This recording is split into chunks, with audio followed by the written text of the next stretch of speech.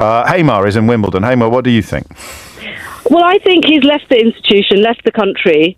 So it really doesn't make any difference, his approach of coming across and saying, look, this is me, this is my story, this is what I've had to do. He's left. He's left the institution, he's left the country. The only reason he's doing it is because he has to sell the book to make money. And technically he doesn't, of course, because the advance would have been immense. I very much doubt, even if it becomes the best-selling book in history, that it will actually move into royalty territory. The advance is already in the bank. Agreed, but this is not going to stop here, is it? He needs to make an income going forward. He can't just stop here with his media. He's got many other plates spinning. Let me just back up a bit, because I'm a bit confused by your opening.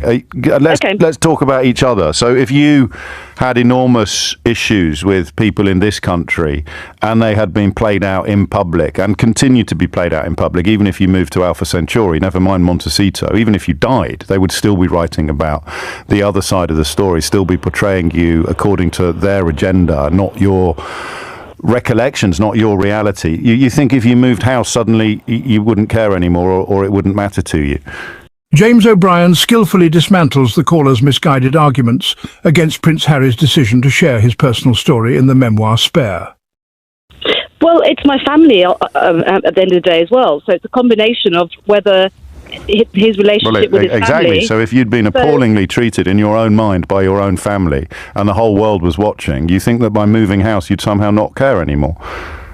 But then do you think by voicing it in public... Just tell me first, because you know, we look it through the lens of our own experiences. If you've been appallingly treated by your own family and the whole world was reading their side of the story, you think that if you moved house and left the family business, you wouldn't be upset anymore. That's because that's what you came on and said. I don't know whether you realise that. But no. I know. I'm not saying that the upsetness is going to. You wouldn't want your side of the story out there. The whole world is reading. The whole world is reading their side of the story. But do you think that's going to change his being upset? Yes, of course it is. Of course it is. He's written how that works. He's explained why it does help. How does it help? Well, taking revenge on his family, or the truth is out there? Well, obviously. His truth. Obviously. His truth. Yes. I mean, it's not like the royal family can put forward their truth. Well, yes, they can. Prince Charles did a book with Jonathan Dimbleby. James O'Brien, a well-known host on LBC, has been involved in several fiery debates on air, but one of the most memorable came when he clashed with a caller who was critical of Prince Harry's memoir, Spare. The caller accused Harry of hypocrisy and using the book as a way to gain attention, particularly for airing private family matters.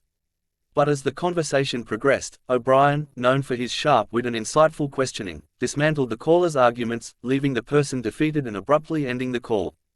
This exchange exemplifies the ongoing divisive public opinion surrounding Harry's revelations in Spare and the larger conversation about privacy, family dynamics, and the media's role in shaping these narratives. Prince Harry's memoir, Spare, published in January 2023, stirred intense debate across the globe. The book chronicles Harry's life, touching on everything from his experiences in the British royal family, his service in the military, to his tumultuous relationship with the press. Perhaps most controversially, Spare offers intimate insights into his strained relationship with his family, particularly with his brother Prince William and his father King Charles. While some praised the book for its honesty and vulnerability, others felt Harry was crossing a line by revealing such personal details about his family, raising questions about privacy and whether these revelations were necessary. When the caller dialed into James O'Brien's show, they expressed strong disapproval of Harry's actions. They believed the prince was being hypocritical, arguing that Harry had publicly criticized the media for invading his privacy but was now profiting from it by writing a book that exposed family secrets. The caller's frustration seemed rooted in the idea that Harry's personal grievances should have been kept private, especially given the sensitive nature of the revelations about his family. The caller went on to accuse Harry of using the book to gain attention, casting him as an opportunist seeking to build a career outside the royal family at the expense of his relatives.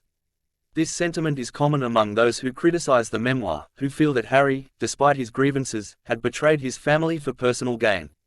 James O'Brien, however, wasn't having it. Known for his intelligent and measured approach to debate, he quickly began dismantling the caller's argument. O'Brien began by questioning whether the caller had actually read the book or was simply repeating media talking points. This is a crucial point in many discussions about Spare. A lot of criticism of Harry's book stems from media portrayals rather than direct engagement with the text itself. O'Brien pointed out that the media often distorts the content of Spare to fit a narrative that aligns with their interests, leading to the public misunderstanding Harry's intentions. O'Brien also highlighted the contradiction in the caller's logic.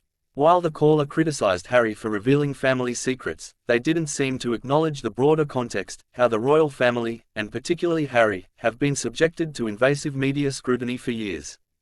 The press has relentlessly targeted the Sussexes, often leaking private information and distorting their story. In this light, O'Brien argued, Harry's decision to share his side of the story could be seen not as a betrayal, but as a way to reclaim his narrative, something that had been systematically taken from him. O'Brien continued to explore the idea of transparency versus silence. The British royal family has long been criticised for its lack of openness, especially when it comes to addressing its internal issues.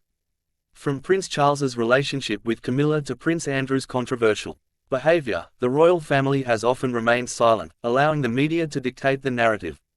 In contrast, Harry's willingness to speak out, despite the backlash, can be viewed as an effort to break the royal code of silence and hold the institution accountable. O'Brien emphasised that while it may be uncomfortable for the public to hear these intimate details, they are a direct result of the royal family's failure to address these issues internally. Harry, in his book, was simply being transparent about a system that had historically worked to conceal such information. In this way, Harry's decision to go public with his story can be seen as an act of self-preservation, not a malicious attack on his family.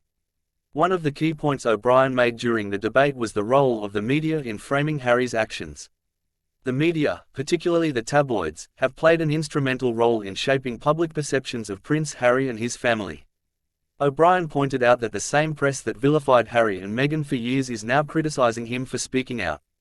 It's a classic example of how the media can create a villain out of someone who simply refuses to remain silent. The media's portrayal of Harry as a traitor to the royal family has been a consistent narrative, but O'Brien argued that this narrative is not only unfair, it's also hypocritical. The same tabloids that spread false stories about Harry and Meghan, often with disastrous consequences, are now turning around and accusing him of exploiting his family's privacy for financial gain. This double standard, O'Brien suggested, is part of the reason why the public has such polarized views of Harry's memoir. As the conversation continued, it became clear that the caller was not able to provide a compelling rebuttal to O'Brien's points.